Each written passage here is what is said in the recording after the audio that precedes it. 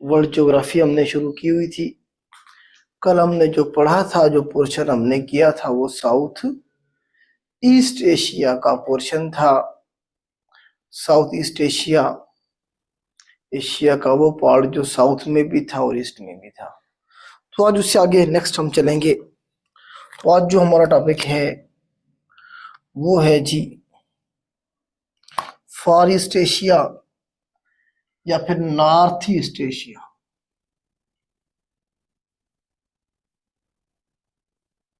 North east Asia, ये term use की जाएगी, सबसे बेहतर भी यही है। लेकिन इनमें से कुछ कंट्रीज के लिए फार ईस्ट एशिया।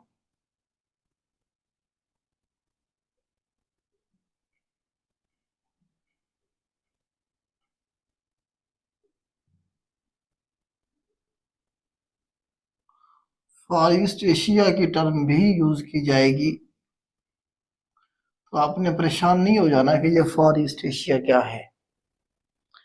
बोर्ड पे आपको जो हेडिंग है,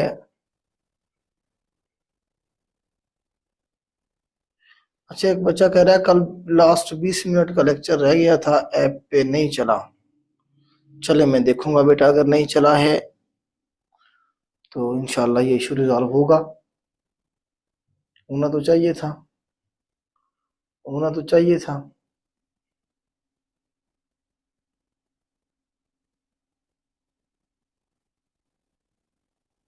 चले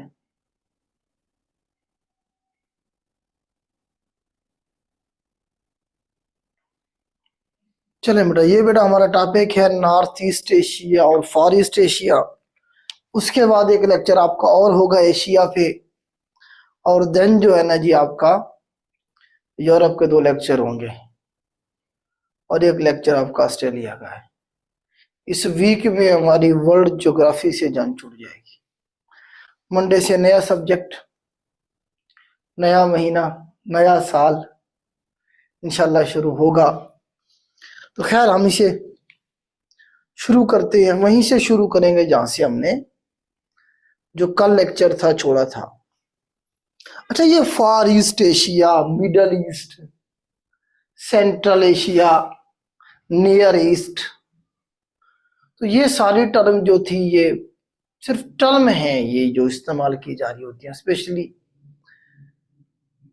जो है ना आप देखें कि फार ईस्ट की टर्म या मिडल ईस्ट की या नियर ईस्ट की जो है, ये 3 टर्म ये ब्रिटानिया वालों ने इस्तेमाल की थी। देखें जैसे हमारे पास ये यूरोप है, फर्ज कर लेते हैं क्या हमारे पास यूरोप है। यूरोप के बाद ये एशिया का जो हिस्सा है जो यूरोप के करीब करीब है, तो इन्होंने क्या कहा, इसे नियर ईस्ट कहा ना। ये नॉर्थ है, ये साउथ है, ये वेस्ट है, और ये क्या है, ईस्ट है।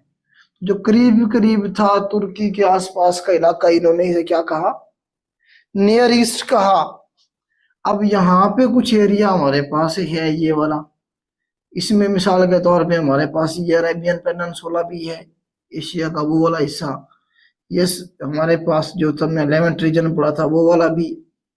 और नीचे से आप देखें ये जो इजिप्ट का हिस्सा है, सूडान, इजिप्ट, ये वाला सारा मिला के इसे इन्होंने क्या कहा जी, मिडल ईस्ट कहा। अब ये वाला जो एरिया बचा, ये वाला, ये दूर हो गया यूरोप से, तो इन्होंने क्या, फार का मतलब दूर, फार ईस्ट, इन्होंने क्या कहा, इसे फार ईस्ट कहा। तो इस तरह से इन्होंने जो है ना ये नियर ईस्ट, मिडल ईस्ट और फार ईस्ट की टर्म को इस्तेमाल किया था यूरोप वालों ने। ये 850 का साल था, मतलब आप देखें कि 19वीं सेंचुरी के मिड की बात है तकरीबन, तब ये नाम दिए गए थे। अब उसमें जो हमने south Asia, south east Asia या सेंट्रल एशिया, ये जो हमने टर्म यूज की हैं, ये ज्योग्राफिकली जो है ना आप देखेंगे तो ये आप कहेंगे कि इस तरह के जो है ना जी एरियाज ज्योग्राफिकली जो है ना जी आप देखेंगे तकसीम है, डिवाइडेड है कुदरती तौर पे। तो वो जो है आप कह सकते हैं कि हमारे पास जो है ना जी इस तरह से जो है ना ये टर्म यूज हो रही होती है। बाज दफा मैं यूज कर रहा होता हूँ या आप लोग कहीं सुनते होंगे तो परेशान हो जाते होंगे यार ये क्या मिडल ईस्ट क्या है, क्या बला है, फार ईस्ट क्या है, नियर ईस्ट क्या है। तो थोड़ा सा आपको आइडिया हो गया होगा, इसे मैं रेज करता हूँ हमारा जो आज का टॉपिक है और उसकी तरफ वापस चले जाते हैं। तो ये बेसिकली टर्म इस्तेमाल की गई थी फार ईस्ट की, जो कि वो बहुत दूर थे यूरोप से। ठीक है, बेसिकली ये नॉर्थ ईस्ट एशिया के कंट्री करवाते हैं ज्योग्राफिकली हम देखें तो। मैप में बना रहा हूँ बेटा, आप लोग भी बनाइएगा, मैं कोशिश करूंगा। जो मैप है हमारे पास जो है जी कुछ इस तरह से मैं बनाता हूँ। ये बहुत बड़ा जो है ना जी हमारे पास देखें कि क्या जी कंट्री है, जितना हो सकता है मैं बड़ा करके बना रहा हूँ। इस तरह से हमारे पास कंट्री है और इसका नाम है हमारे पास रशिया। ये आज का रशिया है। इस रशिया के ही हमारे पास जो है जी आप देखेंगे यहाँ हमारे पास क्या है जी, नीचे चाइना है। रशिया के नीचे ही हमारे पास क्या है, चाइना है। रशिया और चाइना के दरमियान में हमारे पास ये वाला जो कंट्री है ये मंगोलिया है। रशिया और चाइना के दरमियान में हमारे पास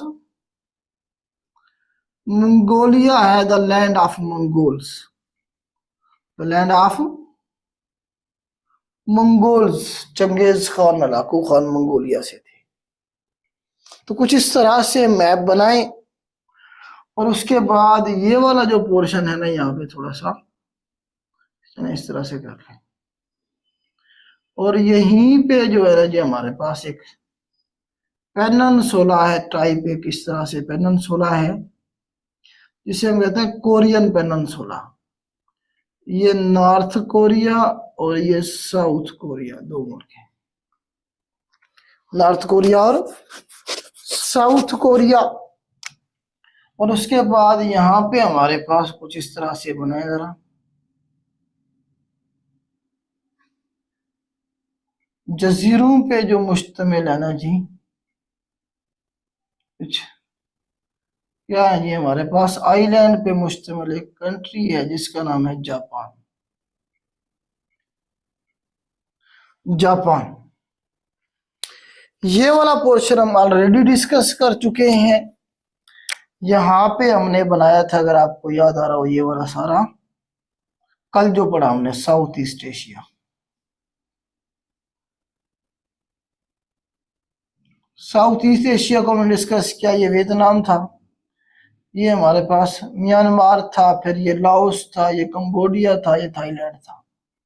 ये सारा हम ऑलरेडी डिस्कस कर चुके हैं। फिर ये हमारे पास जो था ना जी मलेशिया, इंडोनेशिया, ये सारे हमने जजीरे किए थे, या फिलिपाइन था, ऑलरेडी डिस्कस कर चुके हैं। ये सारे का सारा हमारे पास साउथ एशिया और इंडिया। साउथ एशिया चाइना थे ना, पाकिस्तान के नॉर्थ में क्या है, चाइना, ये वाला, ये सारा हमने डिस्कस कर लिया हुआ है। पिछले लेक्चर के साथ जोड़ के आपको इसलिए बताना चाह रहा हूं ताकि आपको पता हो कि आपने क्या पढ़ लिया और क्या नहीं पढ़ा है। तो ये ऑलरेडी हमने साउथ एशिया पढ़ा था, ये साउथ ईस्ट एशिया पढ़ा था। आज इससे आगे चले हम, वियतनाम से आगे चले हैं।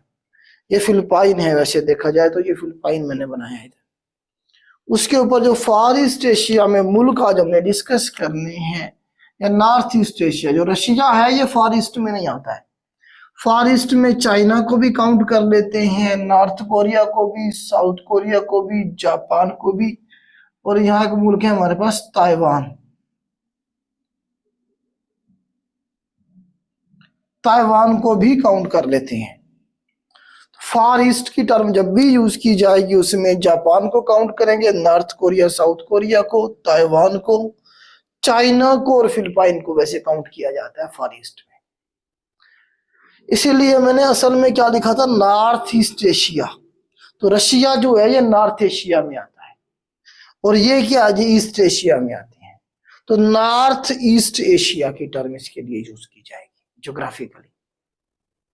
ठीक है, तो इसे मैं रेज कर देता हूं। जो एक्स्ट्रा है हमारे पास मैप में, थोड़ा सा आपको समझाना मकसद था, वो समझा दिया है। तो इसे जो है ना जी आप इस तरह से लेके चलेंगे। अब यहाँ हमने, हमारे पास जो है ना कुछ चीजें हैं जो हमने डिस्कस करनी है, जो हमने डिस्कस करनी है, जिनके बारे में कमीशन सवाल पूछ रहा होता है, क्योंकि हम ये जो क्लास हमारी होती है ये कमीशन के इम्तिहान के लिए होती है। ठीक है, तो सबसे पहले तो आपको ये पता होना चाहिए कि इसकी जो रीजन हम पढ़ रहे हैं उसके ईस्ट में सामने हमेशा हमारे नॉर्थ होगा, बैक साइड में साउथ होगा। फिर वही लिखेंगे, ये डब्ल्यू से वेस्ट हो गया, ई से हमारे पास ईस्ट हो गया। तो ये ईस्टर्न साइड जो है हमारे पास, ये जो है ना जी क्या है जी, यहाँ पे कौन सा ओशन है आपको ये पता होना चाहिए। ठीक है, तो यहाँ कल हमने कौन सा ओशन बनाया था फिलिपाइन के पास,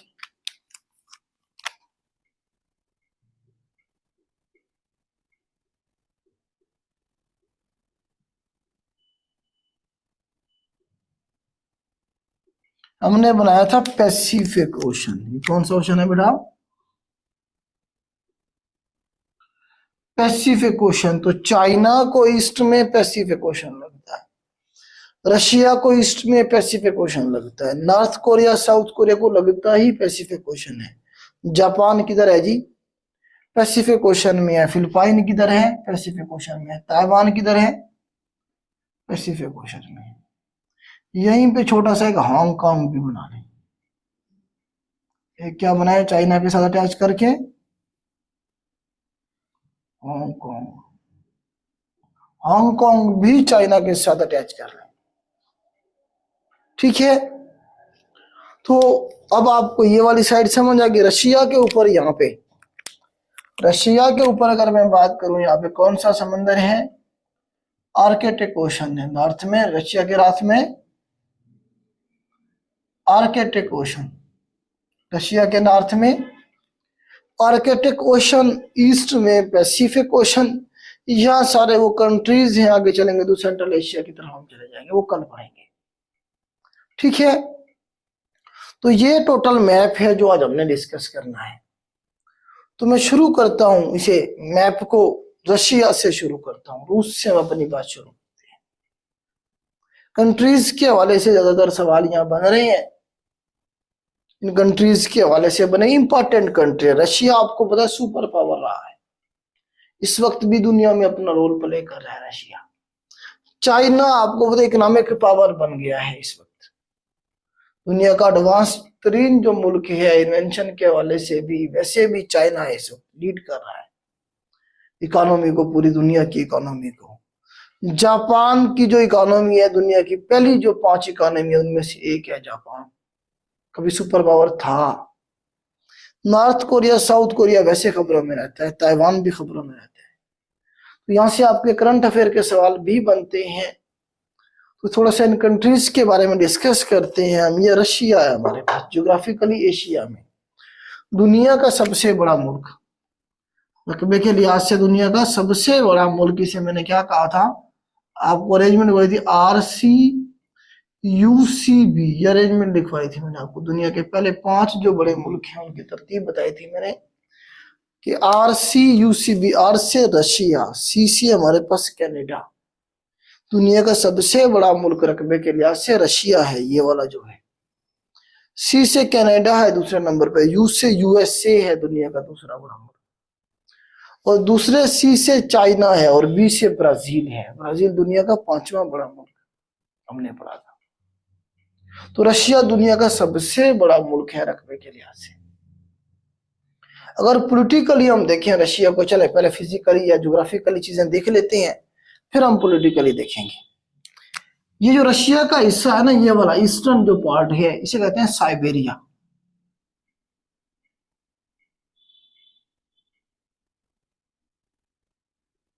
साइबेरिया ईस्टर्न जो पार्ट है रशिया का, ये साइबेरिया, ये दुनिया का ठंडा तरीन मकाम है, कोल्डेस्ट प्लेस है ये दुनिया की। सवाल पूछता है दुनिया का जो ठंडा तरीन नुक्ता है, पॉइंट है, वो कौन सा है जी, साइबेरिया है। ठीक है, इसे निकाल के, आर्कटिक ओशन को निकाल के, नहीं अंटार्कटिक ओशन को निकाल के, अंटार्कटिका को निकाल के जो है ना, दुनिया का सबसे जो ठंडा तरीन इलाका है साइबेरिया का है। यहीं पे हमारे पास एक लेक है जिसका नाम है बेकाई लेक। बनाए जरा इस तरह से बना लें, बेकाइल लेक जो है ये दुनिया की सबसे गहरी डीपेस्ट लेक है। 1642 मीटर इसकी डेप्थ है। बेकाइल लेक, बेकाइल जो है हमारे पास ये दुनिया की सबसे गहरी लेक है। Deepest lake in the world इसे कहा गया। 1642 मीटर इसकी डेप्थ है। तो बेकाइल लेक कहाँ है? साइबेरिया में है, रशिया में है। ठीक हो गया। रशिया का जो कैपिटल है ना ये वो है जी हमारे पास मॉस्को। रशिया जो है हमारे पास, ये मैं से क्लोज कर रहा हूँ, ऐसे रशिया बहुत आगे तक चला जाएगा यूरोप। तो रशिया इस तरह से बना है। जरा यहाँ जो है ना रशिया के अंदर एक क्या है, पहाड़ी सिलसिला है जिसका नाम है Ural mountains. Ural mountains, Ural mountains जो है ये रशिया में है। रशिया का 25% हिस्सा जो है वो यूरोप वाली साइड में है और 75% जो एरिया है वो हमारे पास एशिया में है। तो आप कह सकते हैं कि रशिया जो है फिजिकली एशिया का हिस्सा है, क्योंकि ज्यादा हिस्सा एशिया में है, लेकिन पॉलिटिकली यूरोप का हिस्सा है। क्यों? क्योंकि इसका जो कैपिटल है रशिया का वो है मॉस्को। जो मॉस्को है ये जो आपका है ना जी, ये यूरोप वाली साइड में है। तो पॉलिटिकली जो रशिया है हमारे पास ये यूरोप में है, क्योंकि मॉस्को जो कैपिटल है ये रशिया वाली साइड पे है। और ये जो यूराल माउंटेन है ये तकसीम करती है, डिवाइड करती है रशिया को, किसमें? यूरोप और एशिया के अंदर। इधर यूरोप है, इधर एशिया है।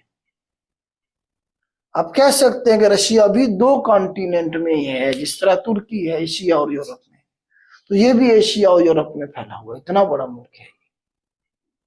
ठीक है। उसके बाद हमारे पास कुछ और चीजें हैं यहाँ पे रशिया के अंदर। यहाँ रशिया और नीचे अगर देखेंगे ना, आगे चल के हम पढ़ेंगे यूक्रेन के बारे में।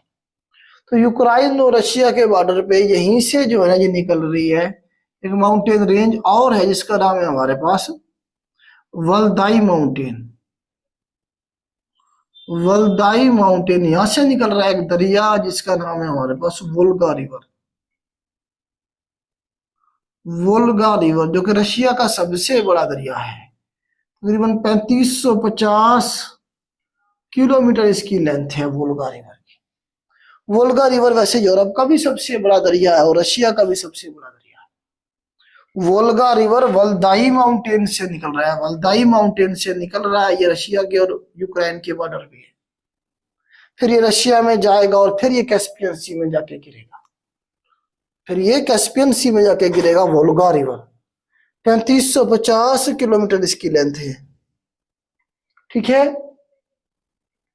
तो ये वोल्गा रिवर भी रशिया का सबसे बड़ा रिवर है, इसलिए इसके बारे में सवाल बनेंगे। ठीक हो गया।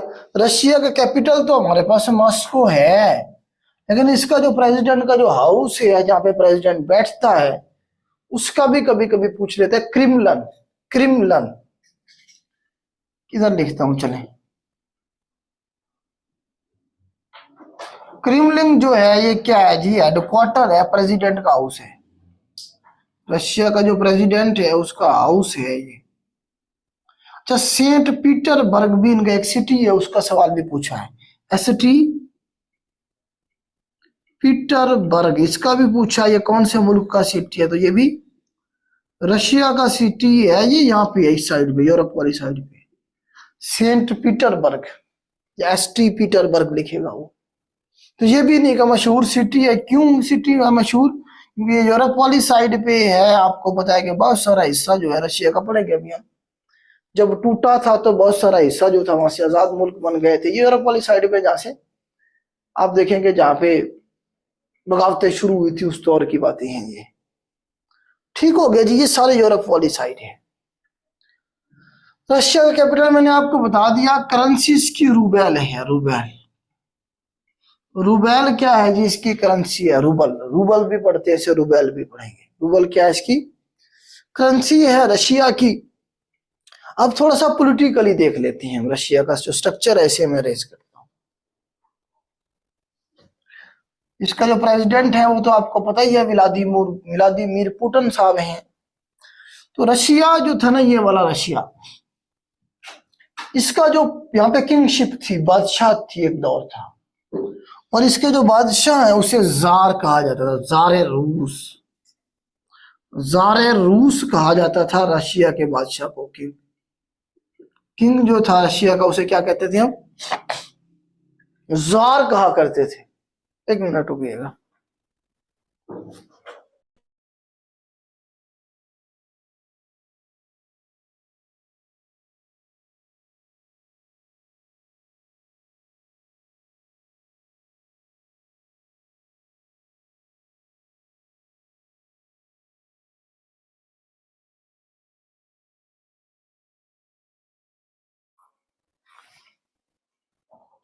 चले, जार रूस बेटा, जो आखिरी जो इनका बादशाह था, जो जार था लास्ट, उसका नाम था king loess second. King loess second इनका आखिरी जार था, रशिया का बादशाह थी। लोगों के जो बुनियादी हकूक थे वो न होने के बराबर थे।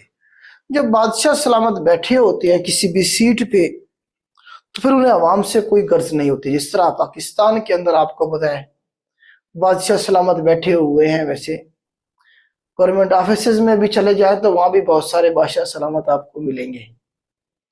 तो वहां पे अवाम के हकूक की, अवाम के राइट्स की बात नहीं होती, बल्कि उन्हें अपना गुलाम समझा जाता है और गुलाम बना के रखा जाता है। तो रशिया में भी बादशाह सलामत के जो खाबे थे, जो याशियां थी, वैसे ही चल रही थी और अवाम भूखी मर रही थी। तो रशिया के अंदर एक बंदा जिसका नाम है जी, लिखें, व्लादिमीर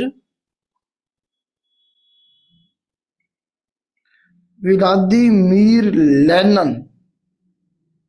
ये एक बंदा था जी, ये चला, लोगों को मोटिवेट किया इसने जो इनकलाब के लिए कि वो अपने हकूक की जंग लड़े, हकूक के लिए उठ खड़े हों अपने इन बादशाहों के खिलाफ। ये 1917 की बात है। ऐसे इसने तहरीक तो पहले चलाई हुई थी। 1917 के अंदर ये कामयाब होगा व्लादिमीर लेनिन रशिया के अंदर इनकलाब लाने में। जो मजदूर तबका था, जो हारी थे, जो किसान थे, वो अपने औजार उठा के निकल आए और अपने जो बादशाह सलामत थे उनके खिलाफ खड़े हो गए। जब आपके पास खाने के लिए कुछ नहीं होगा तो फिर आप क्या करेंगे? आप किसी हद तक भी जाएंगे। तो लोग फिर किसी हद तक गए, सरमायादाराना जो निजाम था, कैपिटलिज्म जो थी, उसके खिलाफ खड़े हुए और इन्होंने अपने बादशाहों को, जो वजीर मुशीर थे, सबको इन्होंने काट डाला। जो किंग लोयस था, इसे 1918 के अंदर पहले इसे पकड़ा गया, फिर इसे गोली मार दी गई। इस तरह से रशिया के अंदर जो इनकलाब आया 1917 के अंदर, जिसका बानी व्लादिमीर लेनिन था, लेनिन के साथ स्टालिन भी था। स्टालिन आगे चल के रशिया का प्रेसिडेंट बनेगा। तो ये क्या है जी, लेनिन साहब रशिया में इनकलाब लाने में कामयाब हुए और 1917 के अंदर जो इनकलाब आया रशिया में, उसका नाम लिखेंगे, उसका नाम है जी रशियन रेवोल्यूशन तो कहेंगे, या इसे दूसरा उसका नाम है बुल्शेविक, बुल्शेविक रेवोल्यूशन, या फिर रशियन रेवोल्यूशन, या इसे अक्टूबर रेवोल्यूशन भी कहा गया। इसी को अक्टूबर रेवोल्यूशन भी कहा जाएगा। तो परेशान नहीं होना आपने, अक्टूबर रेवोल्यूशन अक्टूबर में आया था ये। इससे पहले मार्च रेवोल्यूशन भी था। मार्च रेवोल्यूशन 1917 में भी आया था, लेकिन वो नाकाम हो गया। 1917 वाला जो अक्टूबर में रेवोल्यूशन आया वो कामयाब हुआ और इस तरह से रशिया की जो आवाम थी उसने इक़्तिदार पे कब्जा कर लिया और जो बादशाह सलामत थे, उनके हवारी थे, सबको मार दिया गया। तो ये इसके हवाले से, इनकलाब के हवाले से है। उसके बाद उन्होंने क्या किया जी, लेनिन साहब ने एक बहुत बड़ी अंपायर बनाई जिसे नाम दिया गया यूएसएसआर का। इसी में रेस करता हूँ, उसे किस चीज का नाम दिया गया? उसे नाम दिया गया यूएसएसआर का। ठीक है, USSR. Union of Soviet socialist Republic, union of Soviet socialist Republic, ये 1921-22 में बनना शुरू हुआ और 1991 में ये टूट जाएगा। 26 दिसंबर 1991 में ये टूट जाएगा। तो इसमें 14 कंट्रीज थे प्लस इसमें रशिया था, तो 15 मुल्कों का ये अलायंस था जिसे हम यूएसएसआर कहेंगे, union of Soviet socialist Republic, USSR जिसे हमने कहा। तो ये 15 मुल्क थे टोटल इसमें, जिसमें से एक रशिया था और 14 मुल्क और थे। इनकी एक यूनियन बनाई गई जिसे यूएसएसआर कहा गया, बहुत बड़ा अंपायर बनाया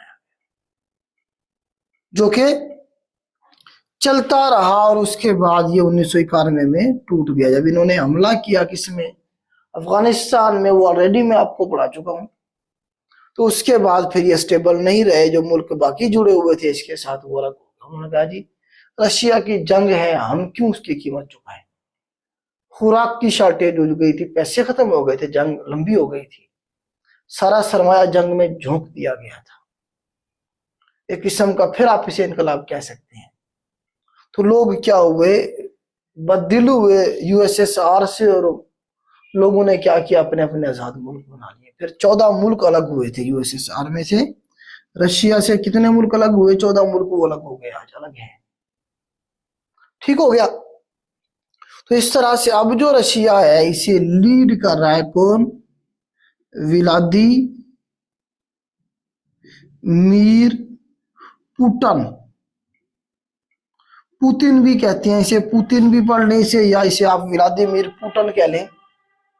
तो ये जो है ना जिस वक्त प्रेसिडेंट है रशिया के, ये क्या जी करंट प्रेसिडेंट है रशिया के, और ये 2036 तक बैठे हुए हैं। 2036 तक आप में से शायद कोई जो है ना जी ना रहे, लेकिन ये रहेंगे चाहे आवाम सारी मर जाए, लेकिन ये बैठे हुए हैं। मतलब एक किस्म का डिक्टेटरशिप वाला जो है ना जिनका मामला है रशिया के अंदर। लेकिन जो अच्छी बात है वो ये है कि इसने रशिया को अपने पांव पे खड़ा कर दिया है। ये जो है ना जी रशिया के लिए सिंसियर है, कम से कम रशिया के हवाले से सिंसियर है।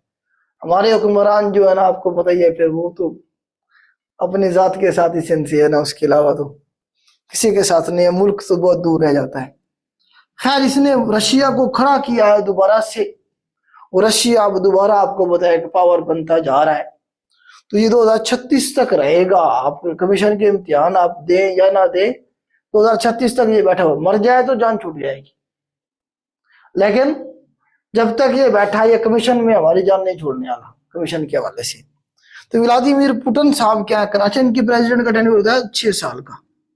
ये भी सवाल बना है पेपर में कि इनका जो प्रेसिडेंट है उसका जो टेन्योर है वो क्या है जी, 6 साल है।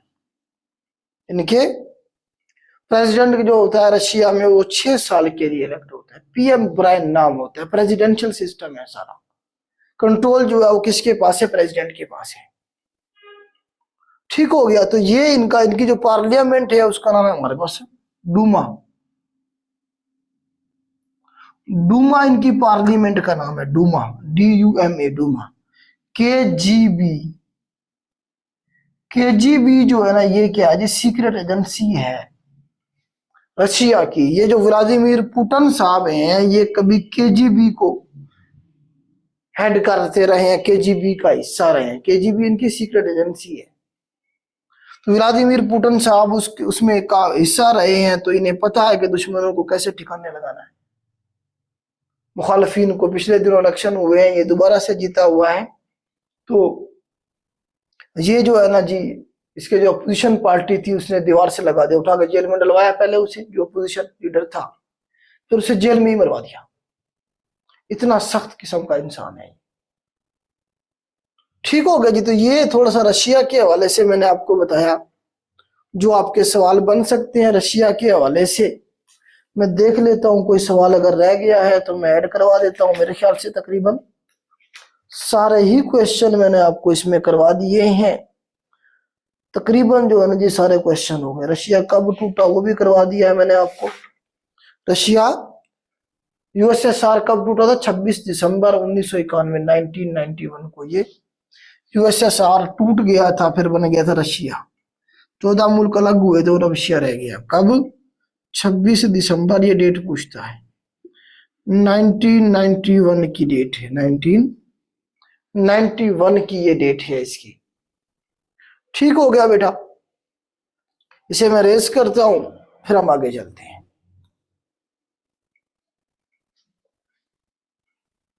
अच्छा, रेड स्क्वायर भी यहाँ एक बिल्डिंग है जिसके बारे में कमीशन पूछ लेता है। 3 किस्म के स्क्वायर के बारे में पूछ रहा होता है ना वो। रेड स्क्वायर, ये बिल्डिंग्स हैं। रेड स्क्वायर,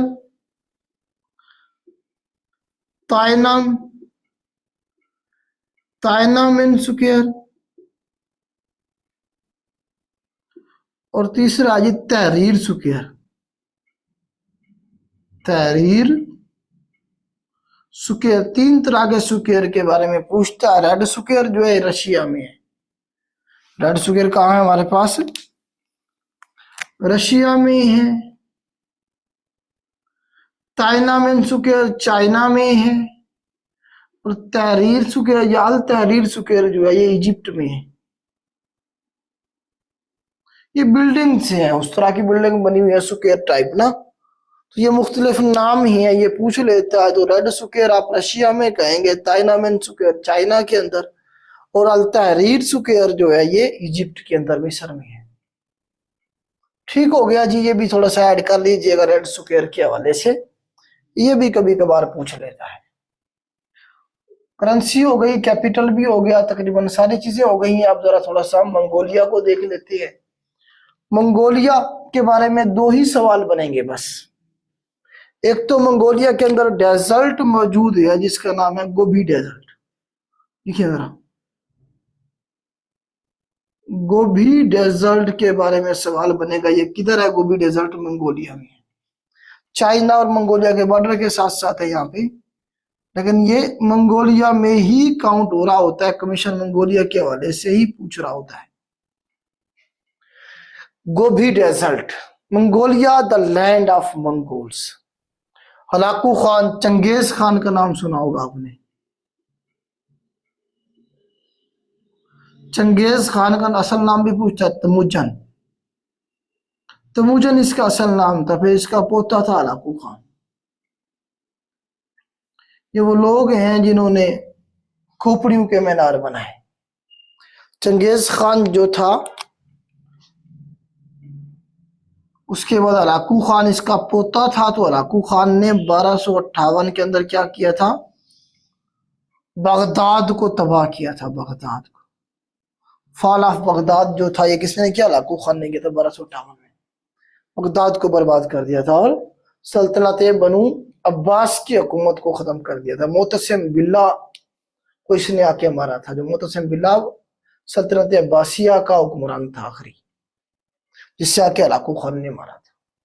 तो मंगोल्स यहीं से निकले थे सारे के सारे। ठीक हो गया। आगे चल के मंगोल का एक बेटा था, परलास कबीला जो था आगे चला जिसमें से, तो वो जो था मुसलमान हो गया था। फिर उसमें से ही अगर आप आगे चल के देखेंगे तो हमारे पास जो अर्धशेखर था तैमूर लंगड़ा, वो भी बेसिकली मंगोल था। तैमूर लंगड़ा जो था वो मंगोल ही था, लेकिन मुसलमान हो गए थे। तैमूर लंगड़ा जो था मुसलमान था। उसके बाद अगर आगे चले तो ज़हीरुद्दीन बाबर जो था, ये भी बेसिकली मंगोल था। इसकी माँ और इसकी बाप दोनों जो है ना, इनकी लड़ियां मंगोलों के साथ जाके मिलती थी। तो मंगोल जो थे ये बड़े लड़ाका किस्म के लोग थे। खैर जी, तो मंगोलिया के हवाले से गोबी डेजर्ट का पूछा जाएगा। इसकी करेंसी और कैपिटल करना चाहे तो कर ले, वैसे जरूरी नहीं है। तो इसका जो कैपिटल है हमारे पास वो उलन बतार है। उलन बतार, ULLAN, उलन बतार। और इसकी जो करेंसी है वो टोंग रोंग है। टोंग रोंग, टोंग रोंग जो है क्या इसकी करेंसी, और उलन बतार जो है ना जी क्या है, उलन बतार क्या है इसका कैपिटल है। उलन बतार इसका कैपिटल है। टोंग रोंग क्या है इसकी करेंसी है। बस मंगोलिया के हवाले से इतना काफी है। ये बफर स्टेट है रशिया और चाइना के दरमियान में। नीचे क्या है हमारे पास, ये चाइना है, ऊपर क्या है हमारे पास, ये रशिया है। तो रशिया और चाइना के दरमियान में इसे क्या समझा जाता है, बफर स्टेट समझा जाता है। ठीक हो गया, इसे मैं अरेज करता हूं। अब थोड़ा सा चाइना को हम देख लेते हैं, उसके बाद फिर हम आगे निकल जाएंगे। चाइना के अंदर बेटा दुनिया का तीसरा सबसे लंबा दरिया, दुनिया का सबसे लंबा दरिया कौन बताएगा मुझे? Longest river in, longest key बात कर रहा हूं इन द वर्ल्ड, दरिया नील। दरिया नील जो है हमारे पास, नाइल रिवर 66-50 किलोमीटर, दुनिया का सबसे लंबा दरिया। उसके बाद अमेज़न, दुनिया का दूसरा लंबा दरिया 64,400 kilometre.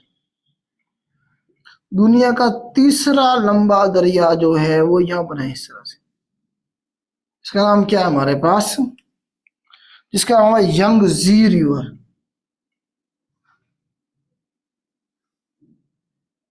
Yangtze river 6,300 kilometre.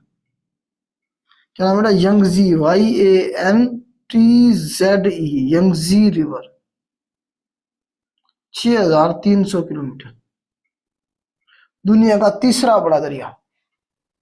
Physically पहले हम देख लेते हैं, फिर चाइना की हिस्ट्री पे बात करेंगे। तो यंगजी रिवर जो है 6,300 किलोमीटर जो लेंथ है जिसकी, वो हमारे पास क्या है जी, चाइना के अंदर मौजूद है। एशिया का सबसे लंबा दरिया भी कहेंगे इसे यंगजी रिवर।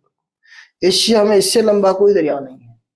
जो पहले दो इससे लंबे हैं वो एक तो मिस्र में है, और जो अफ्रीका में है, और दूसरा किधर है, नॉर्थ अमेरिका में है। एक ब्राजील के में ज्यादा बहता है, दूसरा मिस्र में से और सूडान में से हमने बनाया। तो एशिया का सबसे लंबा दरिया यंगजी रिवर, दुनिया का तीसरा लंबा दरिया यंगजी रिवर, चाइना का सबसे लंबा दरिया यंगजी रिवर। इसके ऊपर इंडिया ने चाइना ने एक डैम बनाया जिसका नाम है हमारे पास थ्री गॉर्जियस डैम। इसी के ऊपर बना लें, नजर आ रहा है नीचे वाला, थ्री गॉर्जियस डैम, जिसकी कैपेसिटी है 22,500 मेगावाट। 22,500 मेगावाट कैपेसिटी है जिस सिर्फ एक डैम की। ये इतना बड़ा डैम है, कहा जाता है कि इस डैम की वजह से जो अर्थ की मूवमेंट है उस पर भी फर्क पड़ा है, वो स्लो हो गई है। बात समझ रहे हैं, उस पर फर्क पड़ा है, वो ये क्या जा रहा है। इतना 22,500 मेगावाट, इतना ज्यादा बिजली है। जो पूरा पाकिस्तान बिजली बना रहा है ना, वो इतनी है बस, 22,500, जितनी चाइना सिर्फ एक डैम से बना रहा है। अंदाजा लगाएं। ठीक है, तो 22,500 थ्री गॉर्जियस डैम, ये दुनिया का सबसे बड़ा डैम कहा जाता है इसे। Largest concrete dam in the world, दुनिया का सबसे बड़ा कंक्रीट से बना हुआ डैम है ये। हमारे पास जो डैम है तरबेला डैम, दुनिया का सबसे बड़ा डैम है। कौन से वाला? अर्थफील्ड, अर्थफील्ड का लफ्ज यूज करेगा। Largest earthfill dam in the world, तो वो हमारा है तरबेला वाला। 3600 मेगावाट के करीब उसकी कैपेसिटी है। मिट्टी का बना हुआ सबसे बड़ा है। लेकिन ये जो है थ्री गॉर्जियस, ये कंक्रीट से बना हुआ भी और ओवरऑल भी सबसे बड़ा डैम है दुनिया में। थ्री गॉर्जियस डैम, इसे आप याद रखेंगे। ठीक हो गया, तो यंगजी रिवर क्लियर हो गया। यंगजी रिवर के साथ साथ एक और दरिया भी है चाइना में ऐसे, और जिसका नाम है हमारे पास येलो रिवर। येलो रिवर या हांग वो रिवर या फिर सारो रिवर।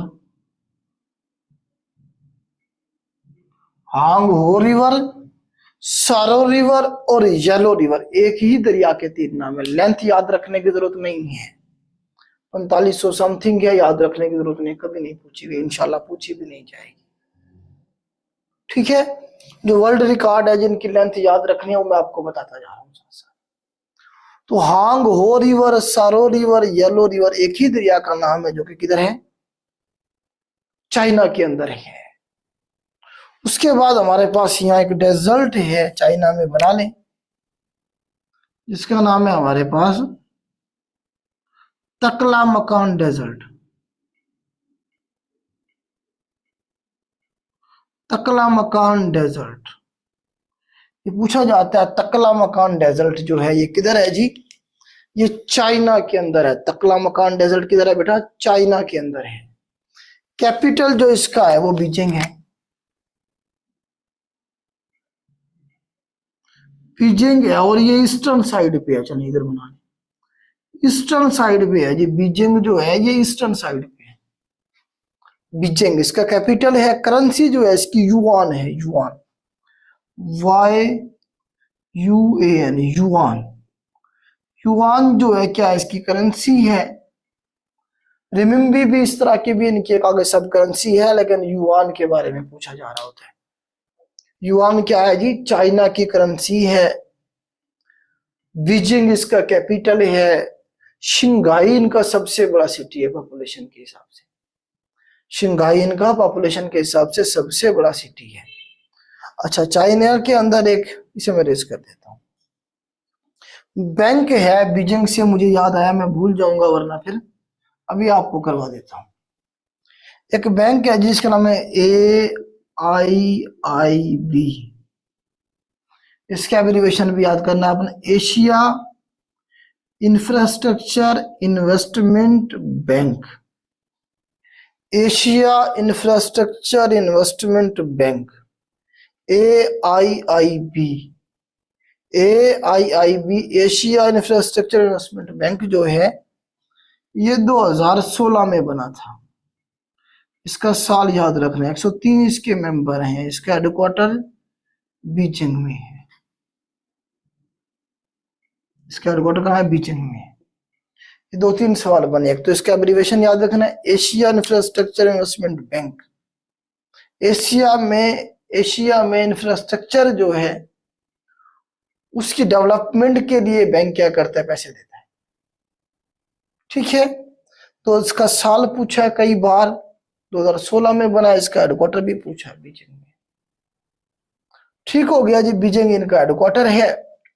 और अब थोड़ा सा इनका पॉलिटिकली देख लेते हैं हम यहाँ पे किस तरह से चाइना में इनकलाब आया। इसे मैं रेस करता हूँ। चाइना में इनकलाब के हवाले से बेटा, उससे पहले हमें 2-3 चीजें और देखनी पड़ेंगी। इनकलाब से पहले हुआ जी हमारे पास जो चाइना ने जंग लड़ी, जिन्हें ओपियम वार कहती है। ओपियम का मतलब अफ्यूम। ओपियम वार के हवाले से लिखें जरा। फर्स्ट ओपियम वार,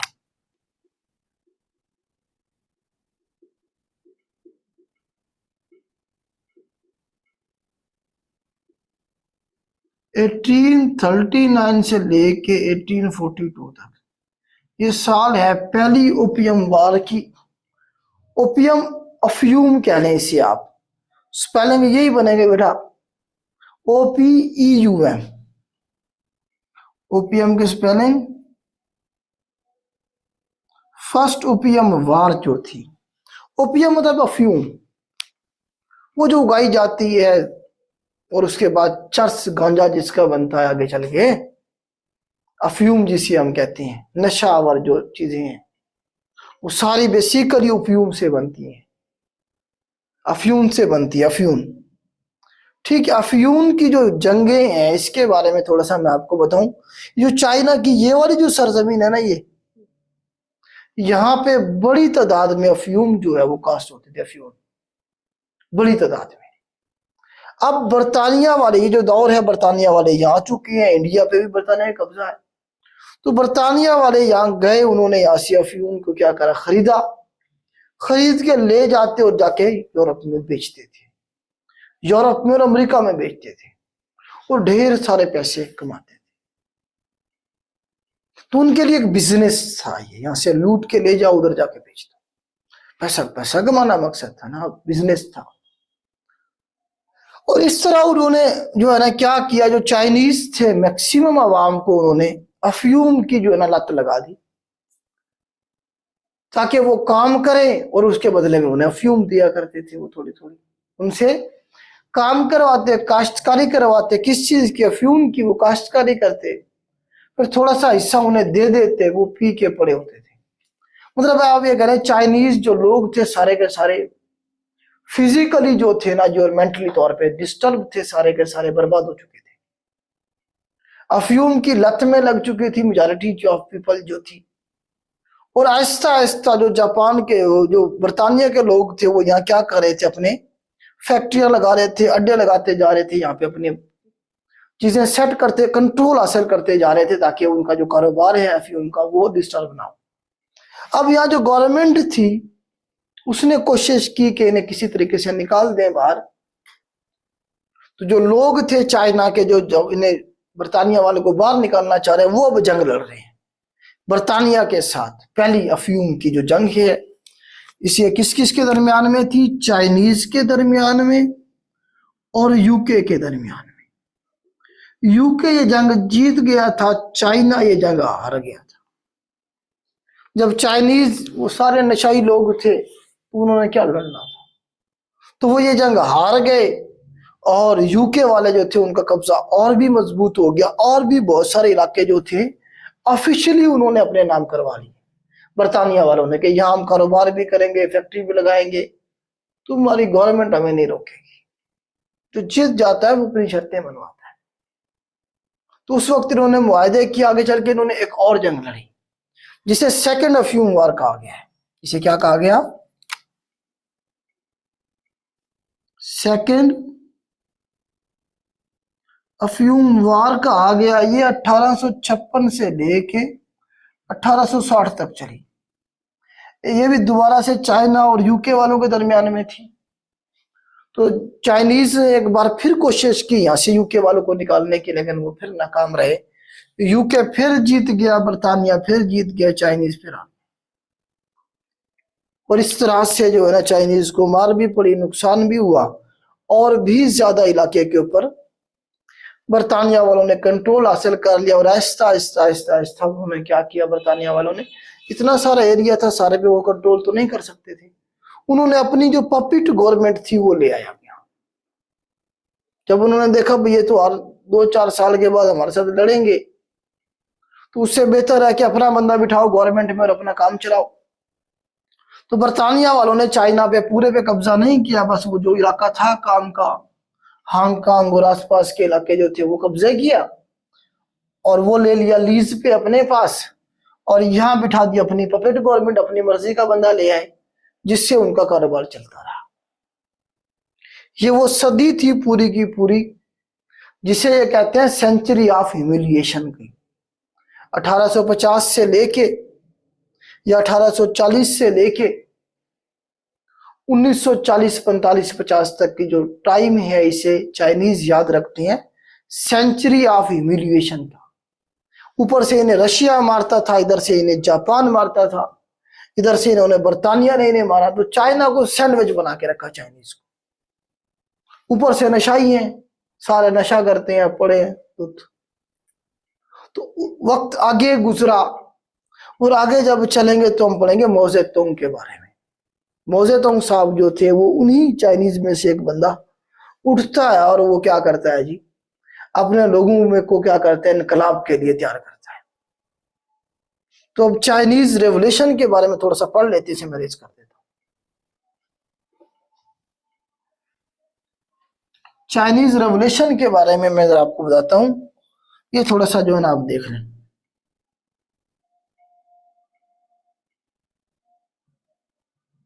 ये 1934 में शुरू हुआ और 1949 में जाके मुकम्मल हुआ।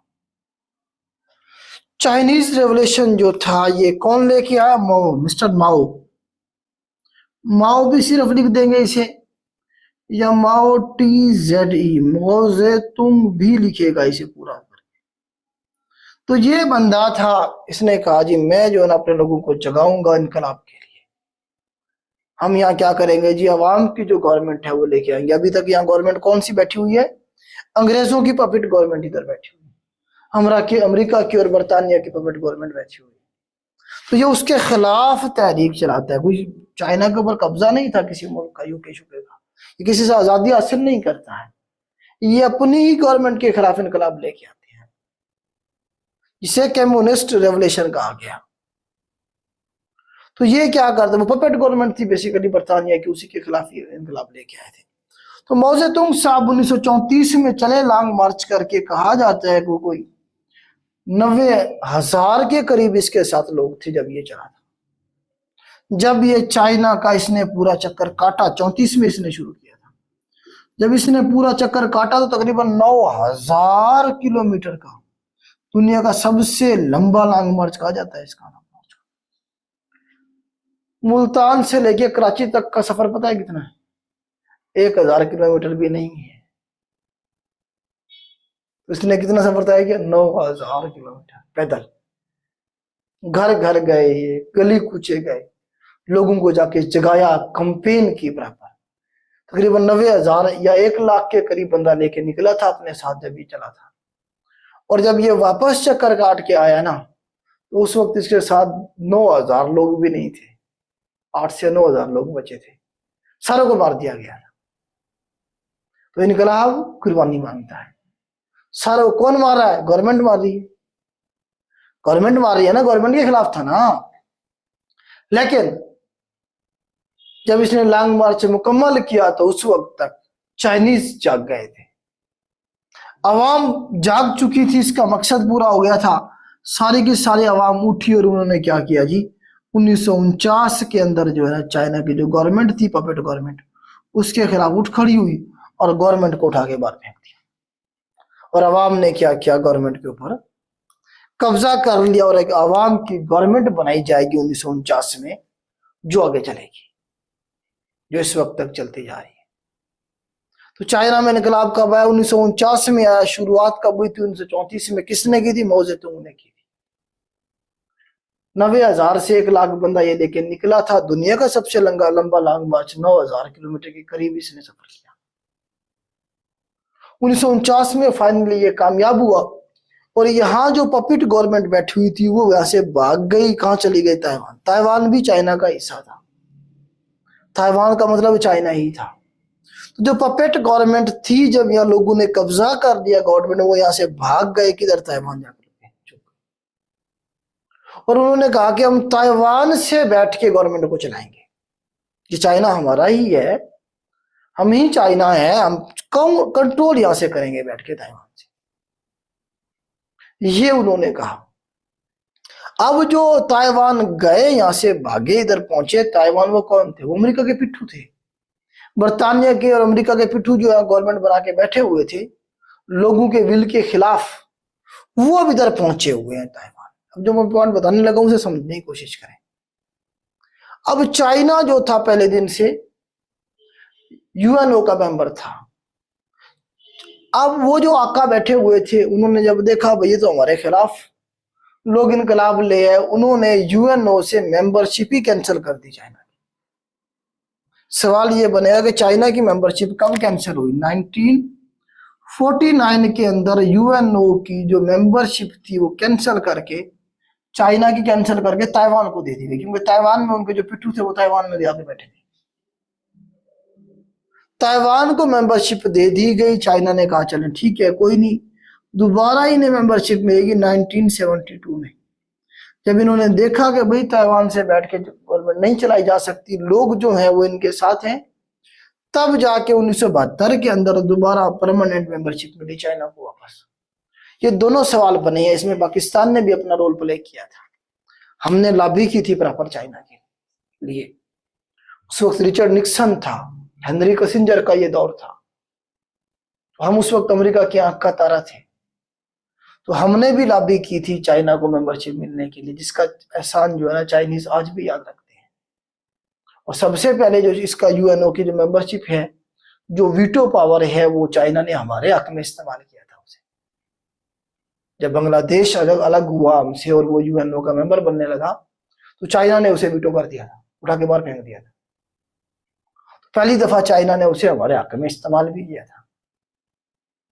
ठीक है, तो इस तरह से जो है ना जी पूरी वीटो पावर आपको पता है कि उससे वापस दिलवाने में, इसलिए चाइनीज कुछ थोड़ी बहुत इज्जत करती है हमारी। बाकी तो हमारा कोई ऐसा काम नहीं है जिस वजह से जो है हम फख्र करें या चाइनीज हम हमारे साथ ताल्लुकात अच्छे रखें। तो ये मामला था चाइना की मेंबरशिप के वाले से पॉलिटिकली। अब जब ये मौजेतुंग की इसे मैं रेस कर दे, जब मौजेतुंग की हुकूमत आ गई, मौजेतुंग ने सारे जो नशाई थे ना उन्हें काम पे लगा दिया। उन्हें कहा कि भाई काम करो तो मिलेगा क्या भाई, वो जो नशा है, वरना नहीं मिलेगा, मर जाओ चाहे। तो अब नशाई को क्या चाहिए, उसकी दवाई चाहिए। उसने काम करना शुरू किया, आहिस्ता आहिस्ता जब काम में इंसान मसरूफ होता है फिर बाकी चीजें भूल जाता है। ऐसा ऐसा पूरी की पूरी कौम जो थी वो काम करना शुरू हो गई। जमीनों के अंदर इन्होंने काम करवाना शुरू किया। स्टार्ट में एग्रीकल्चर में इनकलाब लेके आए चाइना के अंदर, आहिस्ता आहिस्ता फिर इंडस्ट्री की तरफ गए। ये इस वक्त आपको बताया, अगर आप मुसलमान ही हैं और आप तस्बीह पढ़ रहे हैं या मुसल्ला आपके पास है, वो चाइना से आ रहा है। अगर कोई हिंदू ही है इंडिया में बैठा हुआ, लगे इंडिया की उनकी दुश्मनी है चाइना के साथ। अगर वो जो भगवान है जिसकी, वो हिंदुओं का जो भगवान आता है प्लास्टिक का बना हुआ या लकड़ी का या किसी भी चीज का, वो चाइना बना के दे रहा है। इस लेवल पे उन्होंने अपने आप को खड़ा किया और इस वक्त वो लीड कर रहे हैं दुनिया, और इकोनॉमी के हवाले से वो अमेरिका के करीब पहुंच गए हैं, अनकरीब इसे करीब क्रॉस कर जाएंगे इकोनॉमिकली। तो इस तरह से चाइनीज जो थे इन्होंने अपने आप को खड़ा किया। अच्छा, मौजे तुम कोई इक़्तिदार का भूखा इंसान नहीं था। जब वो हुकूमत इनकलाब ले आया, ना वो प्रेसिडेंट बना ना वो प्राइम मिनिस्टर बना, कोई सीट ही नहीं दी उसने, और पूरी जिंदगी वो जो था चाइना से बाहर उसने कभी सफर नहीं किया था, अपने मुल्क में रहा है। तो पहला प्रेसिडेंट कौन बना फिर चाइना का, ये सवाल बनता है।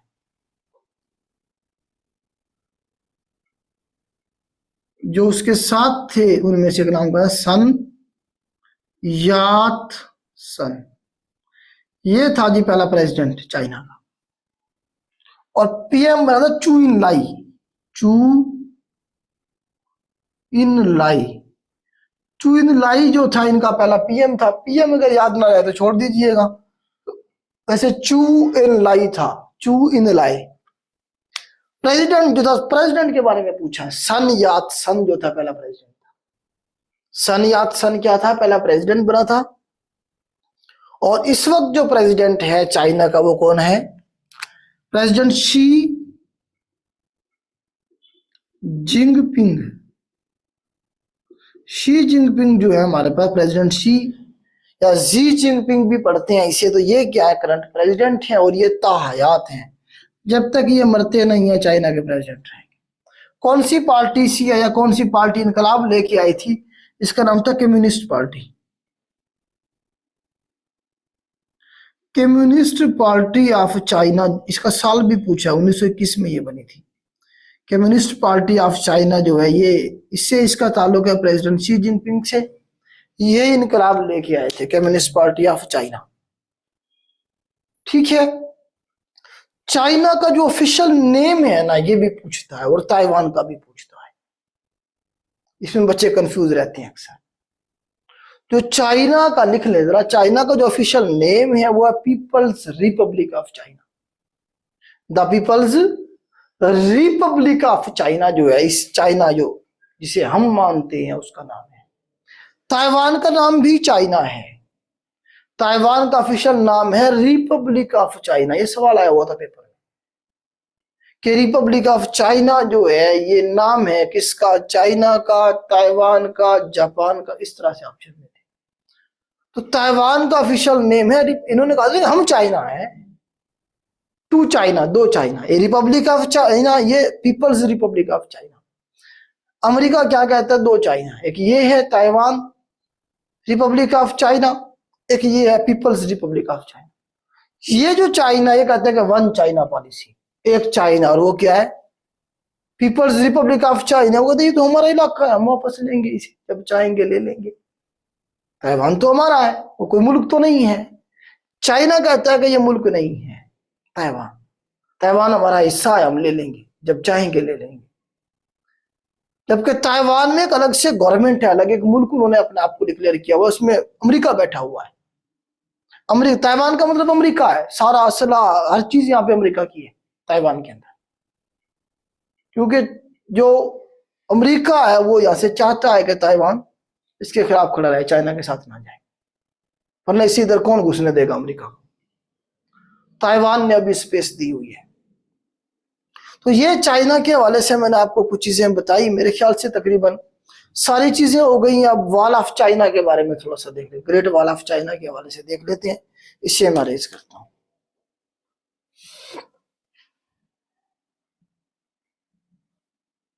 इस वक्त जितने मेहनती जो चाइनीज हैं, इतने मेहनती कोई कौम है ही नहीं, हो ही नहीं सकती।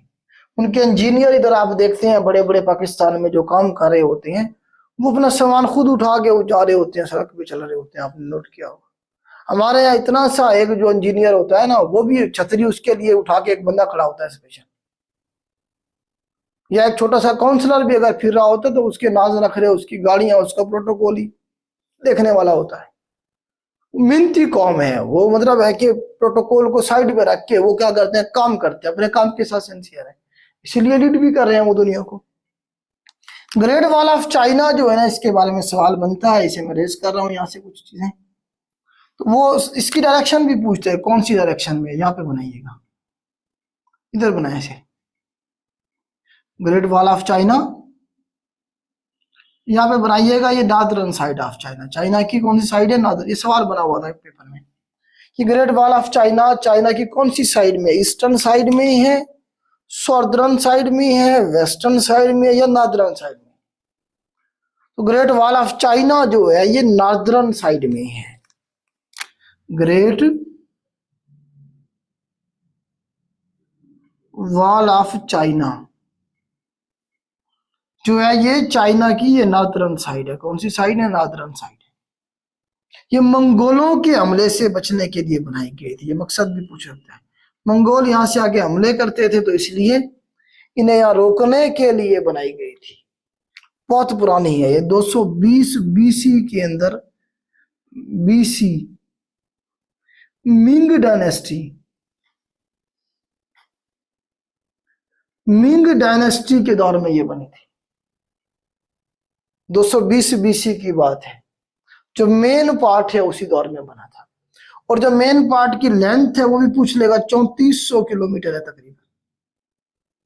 मेन, अगर मेन दीवार की लेंथ पूछे तो 2400 किलोमीटर। अगर टोटल लेंथ पूछे तो ये बनेगा हमारे पास 1,93,000, 21 नहीं, 21,196, 21,196, 21,196 किलोमीटर इसकी लेंथ है।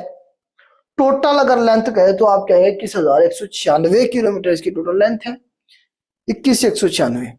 जबकि जो मेन लेंथ है वो 3400 किलोमीटर। देखिए मेन लेंथ देखें, ये मेरे पास मिसाल के तौर पे दीवार है, बल्कि इसी को देखने, ये मेन दीवार है, इसके साथ इस तरह से कुछ शाखें भी बनी हुई है साइड पे, इस तरह से इसकी कुछ साइड के ऊपर शाखें बनी हुई है।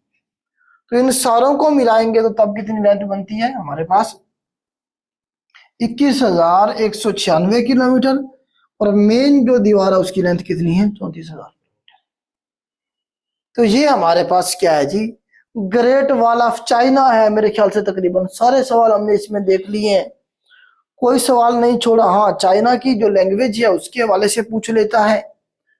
तो चाइना की जो लैंग्वेज है ये दुनिया के इसमें सबसे ज्यादा बोले जाने वाली लैंग्वेज और सबसे oldest written language in the world. Oldest written language in the world, सबसे ज्यादा बोले जाने वाली लैंग्वेज। और चाइना जो है ये आबादी के लिहाज से दूसरा बड़ा मुल्क है। सबसे बड़ा मुल्क आबादी के हिसाब से इंडिया है, दूसरे नंबर पे चला गया चाइना। इन्होंने अपनी आबादी को कंट्रोल किया है।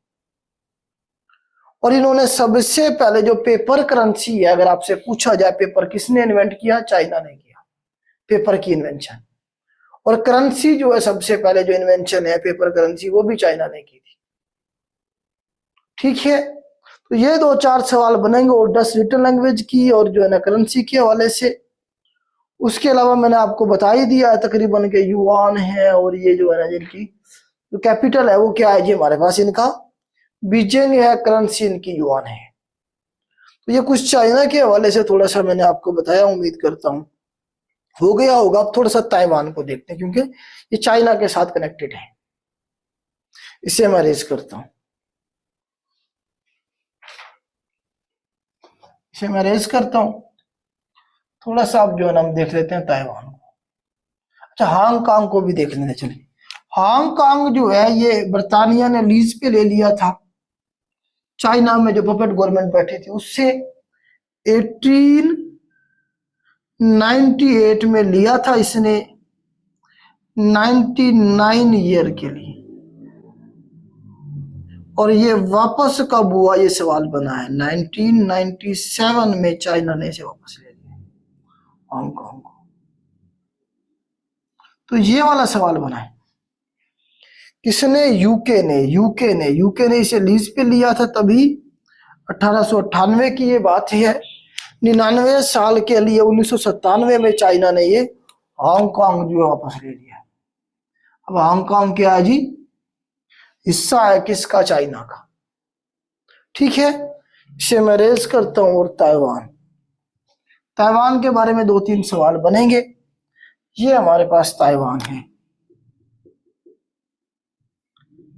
ताइवान का जो कैपिटल है वो ताइपाई है। ताइपाई जो है इसका कैपिटल है, ये पूछा जाएगा। इसका पुराना नाम जो है ताइवान का वो फार्मूसा है। Formosa is old name of Taiwan, ये सवाल बना है यहां से। ऑफिशियल नेम मैंने आपको बता ही दिया, रिपब्लिक ऑफ चाइना। ये इनका ऑफिशियल नेम है। ताइवान का मतलब अमेरिका है, अमेरिका बैठा हुआ है यहाँ। तो चाइना कहता है वन चाइना पॉलिसी के, चाइना एक ही है, कोई दो चाइना नहीं है। वो कहता है ये हमारा है, हम लेंगे, एक ही चाइना है बस। अमेरिका और इंडिया कहते हैं नहीं, दो चाइना, उसे भी चाइना है, वो अलग एक मुल्क है। चाइना कहते हैं वो हमारा है, हम लेंगे। तो पाकिस्तान चाइना के साथ खड़ा है, इस चाइना के साथ। तो पाकिस्तान भी क्या करता है? वन चाइना पॉलिसी पे अमल करता है और ताइवान को मुल्क नहीं मानता। 23 मुल्क हैं तकरीबन दुनिया में, 23 हैं या 33 मुल्क हैं इतने, जिन्होंने ताइवान को कंट्री माना हुआ है। थोड़ा ही है, ये फिगर नहीं पूछा जाएगा आपसे, थोड़ी कंट्री है, ज्यादा नहीं है, बाकी नहीं मानते हैं। तो ताइवान के हवाले से यही 2-4 सवाल बनेंगे। कौन से ओशन में है? पैसिफिक ओशन में। ठीक है, फार्मूसा इसका ओल्ड नेम है, कैपिटल भी बता दिया मैंने आपको। बस ये 2-4 सवाल ही बनेंगे ताइवान के हवाले से। और क्या सवाल बन सकता है ताइवान का? और कोई सवाल नहीं बन सकता। ठीक है, करेंसी तो इसकी डॉलर ही है। करेंसी क्या है इसकी बेटा? डॉलर ही है। करेंसी क्या है इसकी? डॉलर है बस, करेंसी भी नहीं पूछी जाएगी। अब थोड़ा सा आ जाए, यहाँ कुछ हमारे पास डिस्प्यूटेड एरियाज हैं, उनके बारे में थोड़े से हम, या आइलैंड्स हैं जिसे मैं डिस्कस करता हूँ। कुछ हमारे पास यहाँ डिस्प्यूटेड आइलैंड्स हैं जिनके बारे में सवाल यहाँ से बनता है। तो जरा देखिए, एक तो हमारे पास यहाँ जो है 9 डैश लाइन बनती है यहाँ पे, यह हमारे पास 9 डैश लाइन बनती है। इस तरह से जजीरे हैं 9 के करीब जो मिले हुए हैं, इस तरह से मतलब मौजूद हैं। तो 9 डैश लाइन अगले दिन खबरों में थी, तो आपको पता होना चाहिए 9 डैश लाइन किधर है। तो 9 डैश लाइन जो है ये बेसिकली क्या है? रेड लाइन है चाइना की। पैसिफिक ओशन में ही है यहीं पे। तो चाइना इसे अपनी रेड लाइन समझता होगा। तो इससे आगे अगर अमेरिका के जहाज या जापान के जहाज या किसी और मुल्क के जहाज क्रॉस किया उसने रेड 9 डैश लाइन को, तो हम क्या करेंगे? उसे उड़ा देंगे, हम जंग समझेंगे, ये हमारी रेड लाइन है। 9 डैश लाइन ये बेसिकली जजीरे ही हैं जो है ना जी, इनमें से कुछ जजीरे चाइना ने बनाए हैं आर्टिफिशियली और कुछ पहले से मौजूद थे। तो 9 डैश लाइन इसे कहा जाता है। फिर यहाँ पे हमारे पास कुछ आइलैंड हैं, पैसिफिक ओशन है ना यहाँ, जिसका नाम, एक का नाम है Spratly island. Spratly SPARTLY, Spratly islands. इसके बारे में आता है कि डिस्प्यूटेड है किन किन के दरमियान में। तो स्पार्टली आइलैंड पे क्या है? बेसिकली ये साउथ चाइना के साउथ में जो ये सी है इसका नाम क्या है? साउथ चाइना सी। और ये जो चाइना का ईस्ट है, यहाँ पे जो सी है इसका नाम क्या है? ईस्ट चाइना सी। ये क्या है हमारे पास? ईस्ट चाइना सी और चाइना के साउथ में जो सी है उसे क्या कहेंगे हम, साउथ चाइना सी। साउथ चाइना सी के अंदर है स्पार्टली आइलैंड, इस पे ये डिस्प्यूटेड है किसके दरमियान में, चाइना कहता है ये मेरे हैं, ताइवान कहता है ये मेरे हैं, जापान कहता है ये मेरे हैं। नीचे यहाँ हमने फिलिपाइन भी बनाया था, फिलिपाइन कहता है ये मेरे हैं। यहाँ हमने वियतनाम भी बनाया था, वियतनाम कहता है ये मेरे हैं। याद आ रहा है वियतनाम, नॉर्थ वियतनाम और साउथ वियतनाम।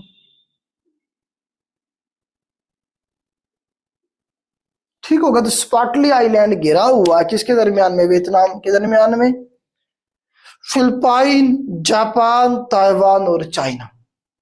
नीचे मलेशिया भी है, मलेशिया भी कहता है मेरे भी है। स्पार्टली आइलैंड के हवाले से सवाल बन जाएगा, बना है कई दफा।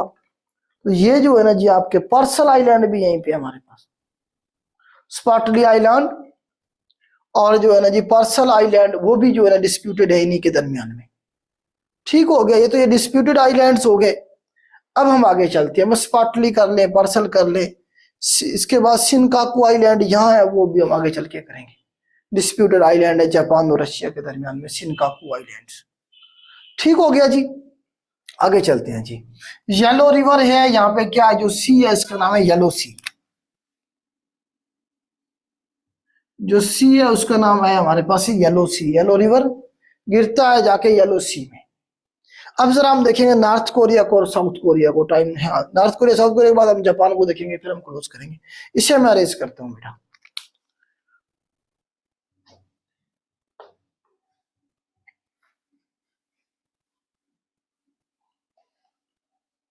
जी ये हमारे पास कोरियन पेनिनसुला है, ये क्या हमारे पास कोरियन पेनिनसुला है।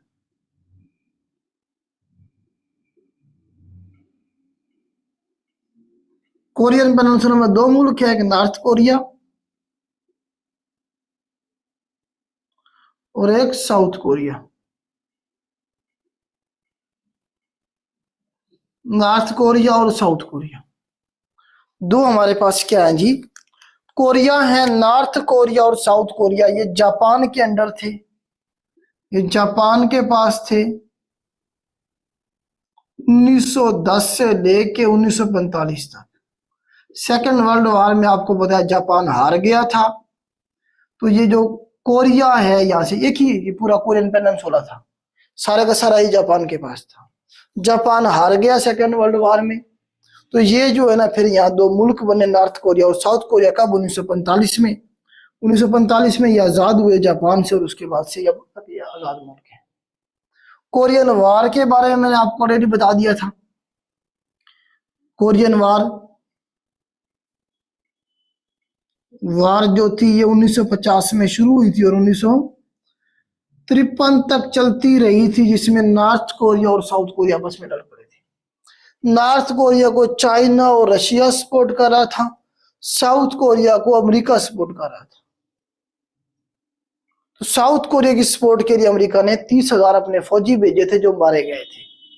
नॉर्थ कोरिया जीत गया था ये जंग, साउथ कोरिया हार गया था। कोरियन वार में हमने डिस्कस किया था।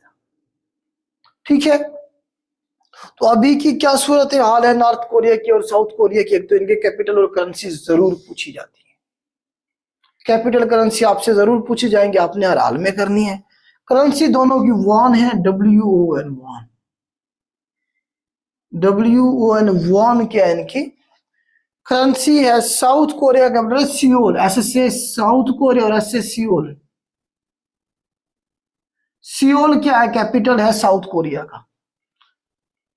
साउथ कोरिया का कैपिटल क्या है, सियोल, ऐसे साउथ ऐसे सियोल। और नॉर्थ कोरिया का है प्योंगयांग। नॉर्थ का क्या है,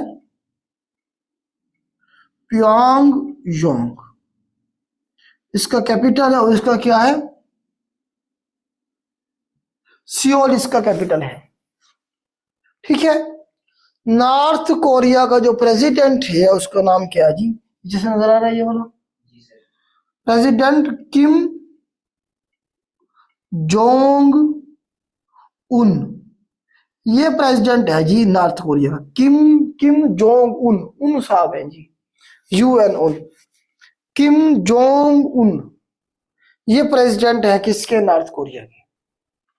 डिक्टेटर है, मोटा सा ऐसे गोल मटोल इसकी शक्ल है, वो आया होता है अक्सर टीवी पे। और आके कहता है जी आज कोई नहीं हंसेगा। हंसने पे पाबंदी है 1 दिन के लिए कोरिया के अंदर।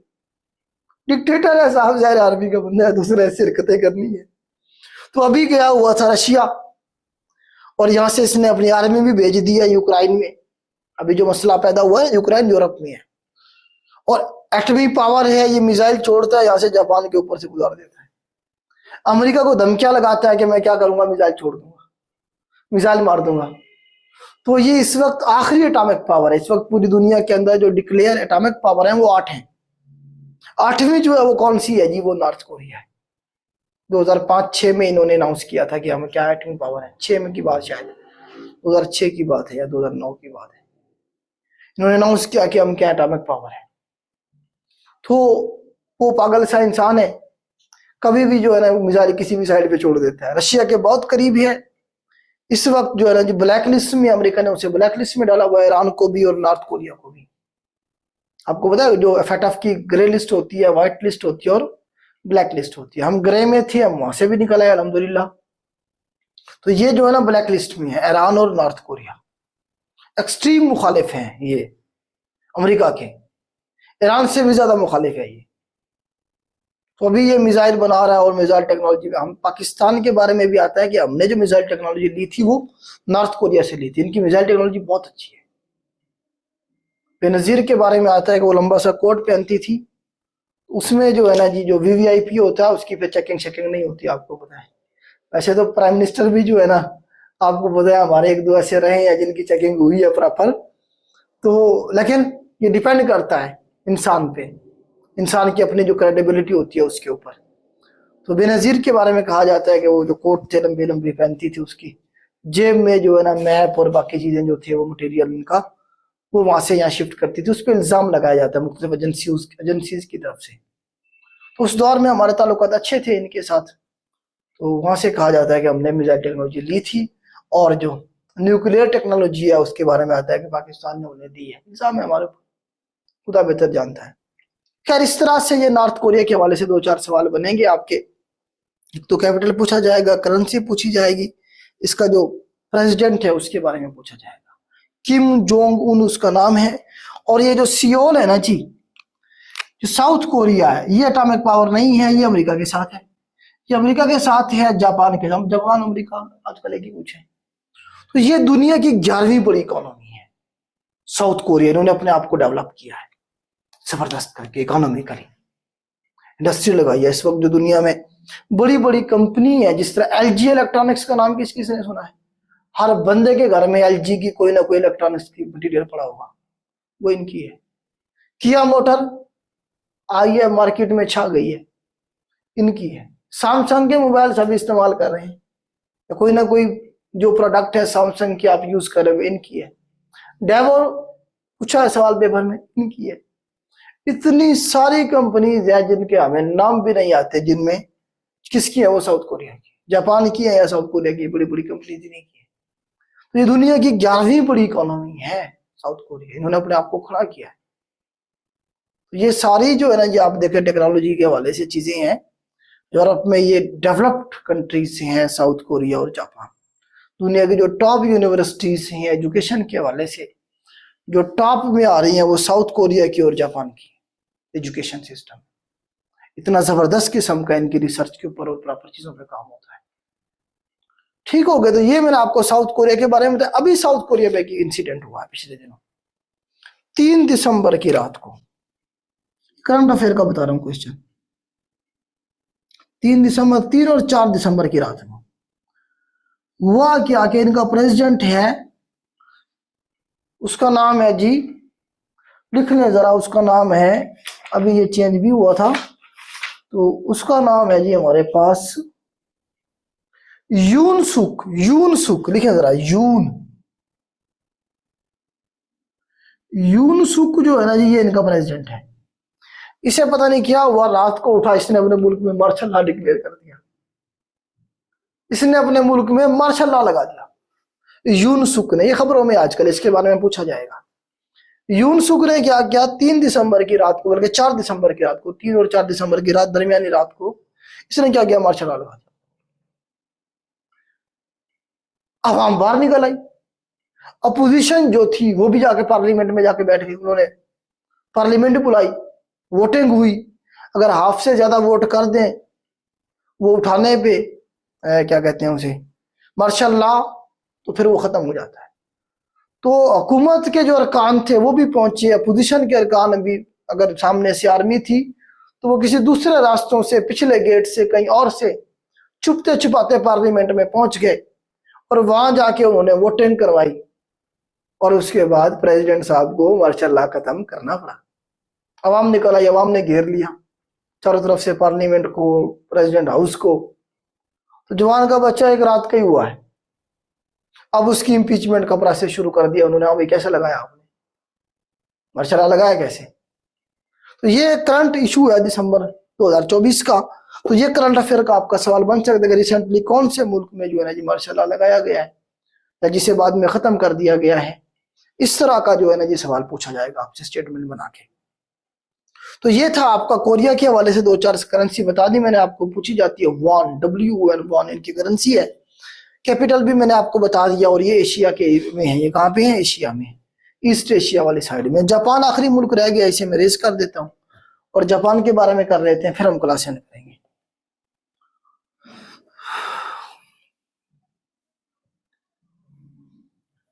चलें जी, जापान।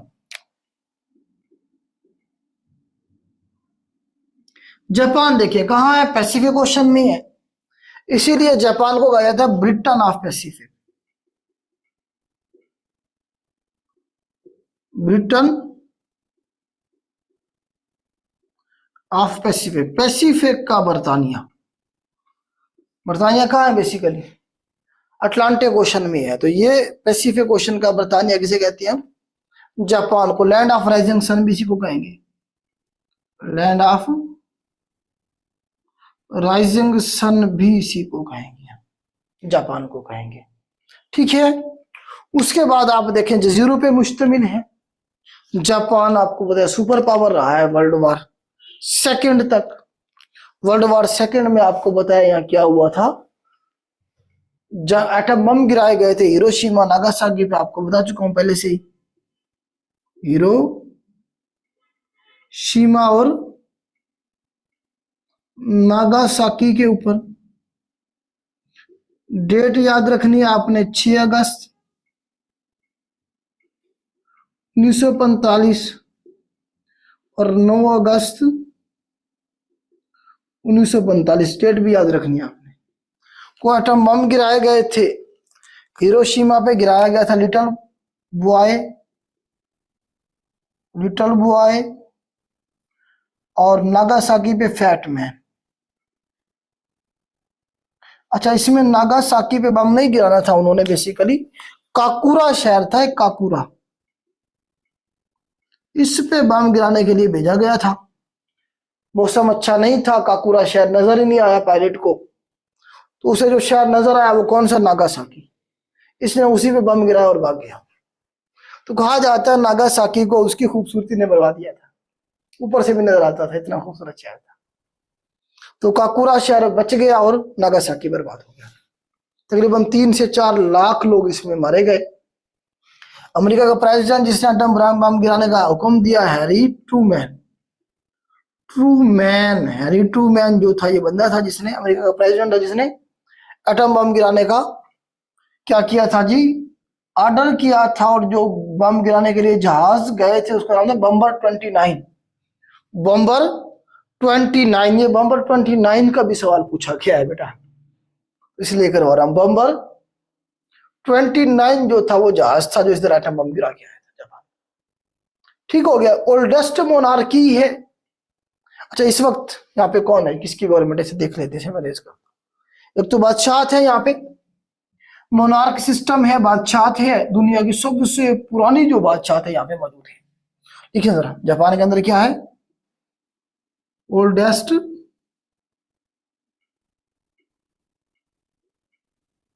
मोनार्की है, तकरीबन 660 BC से मौजूद है यहाँ पे। 660 BC से यहाँ पे बादशाह आ रही है, आज तक मौजूद है ओल्डेस्ट मोनार्की इसलिए। इस वक्त जो मोनार्क बैठे हैं वो कौन बैठे हैं? नारो हिटो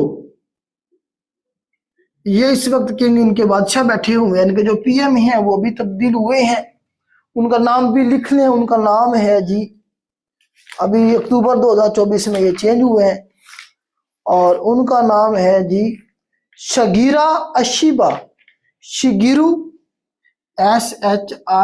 SHIGURA, शिग्यूरा अशीबा। ये जी करंट इनके पीएम है, अभी ये अक्टूबर में आए हैं 2024 में, अगले 3 4 5 साल रहेंगे। तो इसका नाम एक दफा याद कर लेंगे, तो अशीबा याद कर ले, सिर्फ अशीबा याद रह जाएगा। ये करंट इनके क्या है जी, पीएम है। नारुहितो इनके क्या है जी, इस वक्त करंट बादशाह सलामत हैं। दुनिया की ओल्डेस्ट मोनार्की है। इनके पार्लियामेंट का नाम क्या है जी, हमारे पास डाइट है, डाइट इनकी पार्लियामेंट का नाम है। ठीक हो गया जी। ओल्डेस्ट एंथम भी इन्हीं का है, ओल्डेस्ट एंथम जो है इन्हीं का है। कैपिटल इनका है Tokyo.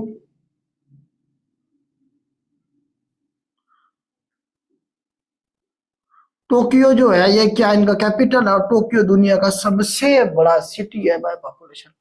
Largest city by population Tokyo, largest city by area जो था वो न्यूयॉर्क हमने किया था।